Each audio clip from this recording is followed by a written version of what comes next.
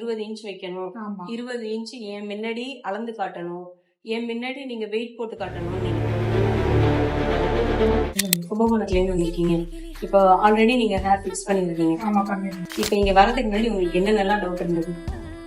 அங்க வந்து பழைய முடியா வச்சு ஏமாத்திட்டாங்க. சரி. அதே மாதிரி இவங்களும் இருப்பாங்களோ என்ற மாதிரி சொல்லியிருக்காங்க. சரி, உங்களை ரெடி பார்த்தேன், ஓகே.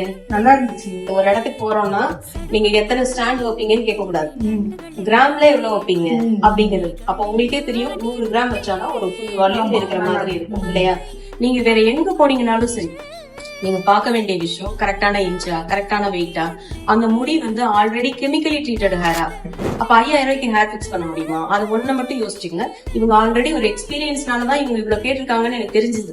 அதனாலதான் நான் வந்து ஓகே இவங்க மேல எனக்கு கோவம் வரல. ஏன்னா அவங்க நிறைய பழசுல நிறைய அனுபவப்பட்டு இருக்காங்க, அதனால நம்ம கிட்ட கேக்குறாங்க அப்படின்னு சொல்லிட்டு. இவங்க ஃபர்ஸ்ட் தடவை இங்க வந்திருந்தாங்க அப்படின்னா இவங்களுக்கு இப்ப 2வது தடவை இப்படி செலவழிக்கணும்னு அவசியமே கிடையாது.